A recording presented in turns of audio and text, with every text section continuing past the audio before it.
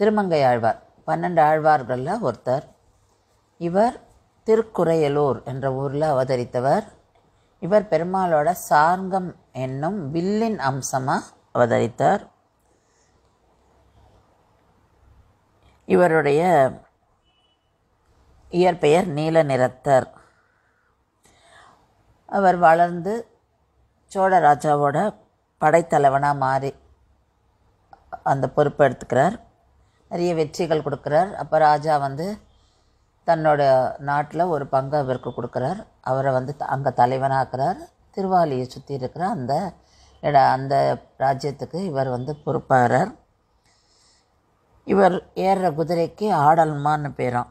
இவருக்கு ராஜா பரகாலன்ற வீர பட்டத்தையும் கொடுக்குறார். அப்புறம் பின்னால் குமுதவல்லின்ற பெண்ணை கல்யாணம் பண்ணிக்கிறார். வைஷ்ணவ சம்பிரதாயத்துக்கு மாறி நிறைய அடியார்களுக்கு தொண்டு பண்ணுறார். அதுக்கப்புறம் நிறைய கோவில் கைங்கரியம்லாம் பண்ணுறார். பெருமாளை அவருக்கு அந்த பெருமாளை சேவிக்கிற பாக்கியம் கிடைக்கிறது. அதுக்கப்புறம் நிறைய அவர் பாசுரங்கள் பாடியிருக்கார். பெரிய திருமொழியில் 1084 பாசுரங்கள், திருக்குறுந்தாண்டகம் 20 பாசுரங்கள், திருநெடுந்தாண்டகமில் 30, திருவெழுக்குற்றறிக்கையில் 1, சிறிய திருமடலில் 40, பெரிய திருமடலில் 78 பாடல்கள், இந்த பாசுரங்கள் இவர் பாடியிருக்கார். நிறைய திவ்ய தேசம் இவர் மேக்சிமம் திவ்ய தேசம் இந்த ஆழ்வார் தான் போய் பெருமாளை சேவித்து மங்களாசாசனம் பண்ணியிருக்கார். இவர் தன்னுடைய மனைவி குமுதவல்லியோட நடத்துகிற அந்த விழா திருநாங்கூர் திருவிழா. இது ஒரு வருஷமும் அமாவாசையும் போது நடக்கும். 11 கருட சேவை அங்கே சேவிக்கலாம் அந்த நாளில். திருமங்கையாழ்வார் அங்கே எழுவர். அவர் ஆராதித்த சிந்தனைக்கினியார் பெருமாளோட அவருடைய உபயநாச்சிமார்களோடு சேர்ந்து பல்லக்கில் அமர்ந்து இவ திருநாங்கூர் அந்த வயலெல்லாம் மேய்ச்சுண்டு அப்படியே அந்த பயிரை மேலெல்லாம் நடந்துட்டு அங்கே போய், அதாவது திருமணி மாடக்கோவில் அந்த கோவிலில் எழுவாராம். இதுதான் இது ஃபஸ்ட் டே ஆஃப் அந்த உற்சவம். அப்போ அந்த ஊர்க்காரெல்லாம் எப்படி திருமங்கையாழ்வார் வந்துட்டா அப்படின்னு புரிஞ்சுக்கிறான்னா, அப்படியே அந்த காற்று வருமா, அந்த காற்றுல பயிர் அப்படியே ஆடுமா. ஸோ அதை வச்சுட்டு ஜனங்கள் திருமங்கையாழ்வார் வந்துட்டான்னு இன்றைக்கும் அதை நம்புகிறாவா. அவ்வளோ ஒரு பக்திய வாழ்க்கை. அதனால் திருமங்கையாழ்வாரோட அவர் பிரத்யட்சணமாக அங்கே வரார் அப்படின்றது அந்த பயிரெலாம் ஆடுமா அந்த காற்றுக்கு, அதை வச்சுட்டு அவெல்லாம் சொல்கிறான். அதனால் இப்போ நம்ம இந்த உற்சவம் பார்க்கும்போதே அதை பார்க்கலாம். எப்படி அவன் அந்த பயிர் நடுவுலையும் காவாயிலையும் பெருமாளை ஏழை பண்ணிட்டு போகிறதும், திருமங்கையாழ்வாரை ஏழை பண்ணிட்டு போவா. திருமணி மாடக்கோவில் அந்த கோவிலில் தான் இந்த உற்சவம் நடக்கும். எல்லாரும் இந்த 11 பெருமாளும், அதாவது 11 திவ்ய தேசங்கள் இருக்குங்க இந்த இடத்துல. அந்தந்த திவ்ய தேசத்துலேருந்து அந்தந்த பெருமாள் இங்கே எழுவர். திருமங்கையாழ்வார் எல்லாருக்கும் மங்களாசாசனம் பண்ணி அந்த 11 பெருமாளையும், அது அழகாக இருக்கும், அது பார்க்க ரிசீவ் பண்ணுவார் அழகாக. மாலை மரியாதை எல்லாம் பண்ணி அவரை பிரதர்ஷனம் பண்ணிட்டு எல்லாரையும் உள்ளே கூட்டுண்டு போவார். அப்போ ஒரு பெருமாளை மங்களாசாசனம் ஆகும். அப்போ உள்ளே எழுந்தருள்வார். அதுக்கப்புறம் அங்கே நம்ம திருமஞ்சனம் பார்க்கலாம். அதுக்கப்புறம் எல்லாருமே கருட வாகனத்தில் எழுவார். இதுதான் அந்த உற்சவத்தோட முக்கியம். அப்போ ராத்திரி 11 மணிக்கு பெருமாள் உத்தரா கருட சேவை காட்சி அளிப்பா. அப்போ எல்லாரும் திருவீதி புறப்பாடு நடக்கும். அவ கிளம்பி அவளுடைய கோவிலுக்கு போய் சேர்வா. இதுதான் இந்த உற்சவத்தை இந்த 3 நாள் நடக்கும். இப்போ ரீசண்டாக நடந்திருக்கு. இந்த மாதம் இந்த லாஸ்ட் 3 days நடந்திருக்கு இந்த உற்சவம். 11, 12, 13. திருநாங்கூரில் இருக்கிற அந்த 11 திவ்ய தேசங்களும் அங்கு ஏழிருக்கும் பெருமாள் யார் யாருன்றதை பார்ப்போம். பெருமாளுடைய திருநாமங்களையும் பார்ப்போம். திருமணி மாடக் கோயில் அருள்மிகு நாராயண பெருமாள்.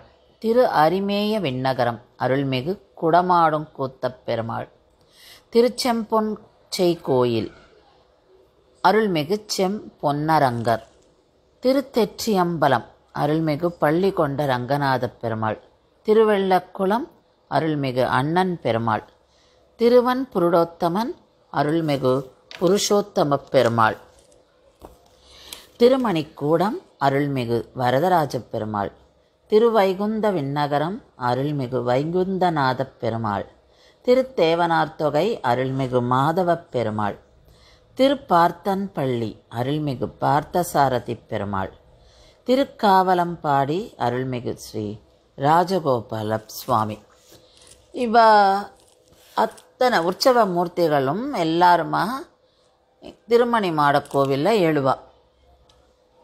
அதான் 3 நாள் உற்சவமாக இதை கொண்டாடுறா. அந்த முதல் நாளில் திருமங்கையாழ்வார் திருநகரியிலேருந்து கிளம்பி வழியே இருக்கிற கோவில் அந்த திவ்ய தேசங்களில் போய் மங்களாசாசனம் பாடி அதுக்கப்புறம் அவர் திருமணி மாடக் கோவிலுக்கு வருவர்.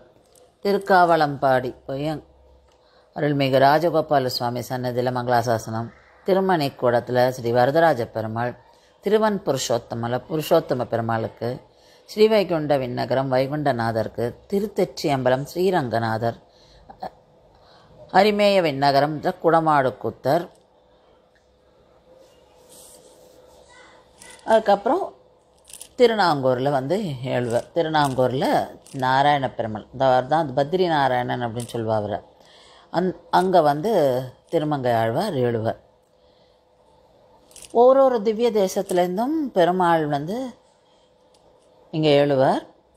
அவளை திருமங்கை ஆழ்வார் குமுதவல்லி நாச்சியாரோட மாலை எல்லா மரியாதையும் செலுத்தி மங்களாசாசனம் பாடி அங்கேருந்து வெளியிலேருந்து உள்ளே ஏழை பண்ணி ஆஷன் போவா. அது அவ்வளோ அழகாக இருக்கும். நிஜமாகவே அங்கே நடக்கிற மாதிரி இருக்கும். நிஜமாகவே திருமங்கை ஆழ்வாரும் குமுதவல்லி நாச்சியார் இருக்கிற மாதிரி. அதாவது அது ஒரு நமக்கு இப்போவோ நடந்ததா இங்கே இப்போ நடத்தி காமிக்கிற மாதிரி இருக்காது. நிஜமாகவே நம்ம அந்த உலகத்தில் இருக்கிற மாதிரி இருக்கும். அங்கே திருமங்காழ்வார் அங்கே இருக்கார். நம்ம பரிபூர்ணமாக நம்ம அதை பார்க்குற மாதிரி இருக்கும். அவ்வளோ அழகாக இருக்கும். ஆனால் எல்லாம் அந்த ப்ரொசீஜர்ஸ்லாம் அழகாக ஃபாலோ பண்ணுவோம். ஒரு பெருமாளை அந்த கோவில் எதிர்க்க நிற்பார். ஒரு பெரிய பந்தல் போட்டிருக்கோம். அந்த இடத்துல 11 பெருமாளை எழுதியிருப்பார். அப்போ ஒரு பெருமாளை வருவார். திருமங்கை ஆழ்வார் போய் அவளுக்கு மாலை மரியாதை எல்லாம் செலுத்தி அதுக்கப்புறம் அவரை பிரதட்சணமாக மங்களாசாசனம் பாடிட்டு பெருமாளை ஏழை பண்ணுவாள். இது மாதிரி ஒரு பெருமாளை அந்த கோவிலுக்குள்ளே 11 பெருமாளும் எழுவர். இதுதான் அந்த சாயங்கால வேளை நடக்கும். ஃபஸ்ட் டேவோட ஈவினிங். அப்போ ராத்திரி 11 மணிக்கு எல்லாருமே கருட வாகனத்தில் எழுவா. அத்தனை பெருமாள்களும் கருட வாகனத்தில் எழுதுவார். மணவாள மாமுனிகள் அவர் மங்களாசாசனம் பண்ணுவார் திருமங்கை ஆழ்வார்க்கு. மணவாள மாமுனிகள் சேஷ வாகனத்தில் இருப்பார். திருமங்கை ஆழ்வார் குமுதவல்லி நாச்சியார் அம்ச வாகனத்தில் எழுவார். அதுக்கு அந்த கருட வாகனத்துக்கு முன்னாடி அன்றைக்கி சாயங்காலம் எல்லாருக்கும் திருமஞ்சனம் நடக்கும். அந்த ஒரே இடத்துல அவ்வளோ பெரிய இடம் இருக்கும். அந்த இடத்துல அத்தனை பெருமாளுக்கும் நம்ம ஒரே சமயத்தில் திருமஞ்சனம் நடக்கிறத பார்ப்போம். அவாளுக்கு தனித்தனியாக மேளதாளங்கள்லாம் அங்கே பக்தர்கள் கூட்டம் இருக்கும். அங்கே அப்படியே ஒரு பக்தி முழங்கும் அந்த இடத்துல. அவ்வளோ அழகாக இருக்கும். அது பார்க்குறதே அவ்வளோ அழகு. இதுக்கு திருவந்தி காப்பு அப்படின்பாத.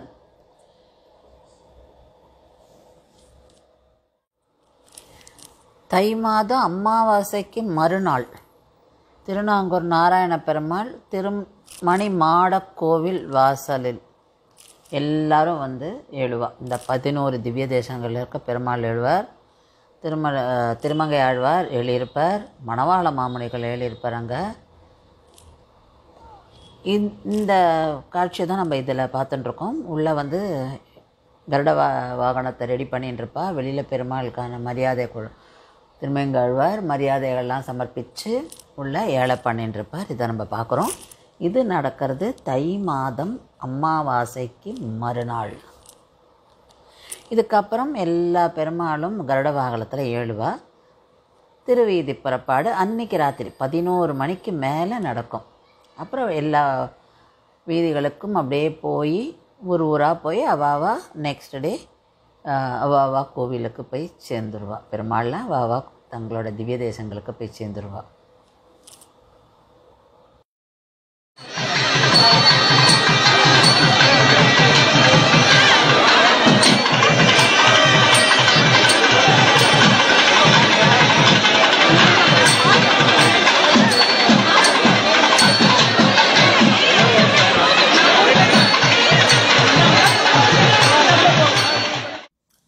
இங்கே நம்ம ஒரு பெருமாளும் ஒரு திவ்ய தேசத்து பெருமாளும் கருட வாகனத்தில் அலங்காரம் பண்ணி பெருமாள் அந்த திருநாங்கூர்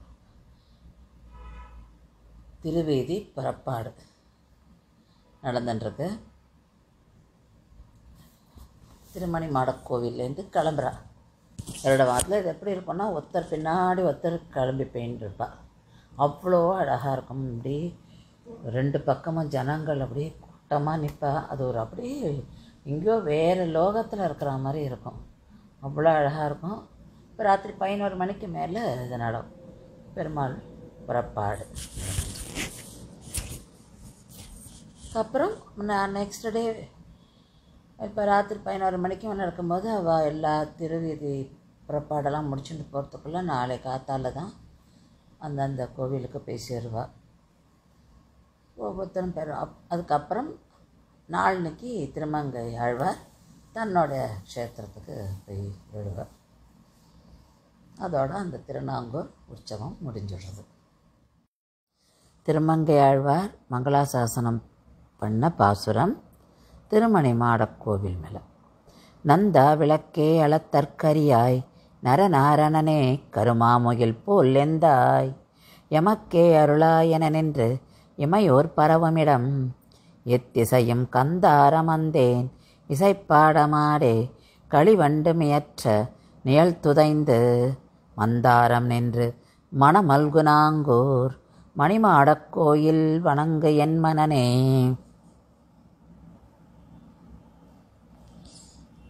நம்ம இதில் திருமங்கை ஆழ்வார் குமுதவல்லி நாச்சியார் 2 பேரும் வம்ச வாகனத்தில் எழுதியிருக்க. மணவாள மாமுனிகள் சேஷ வாகனம். மீதி பெருமாள் எல்லாரும் திவ்ய தேசத்து பெருமாள்லாம் கருட வாகனத்தில் எழுதியிருக்கா. திருவீதி புறப்பாடு நடந்துட்டுருக்கு.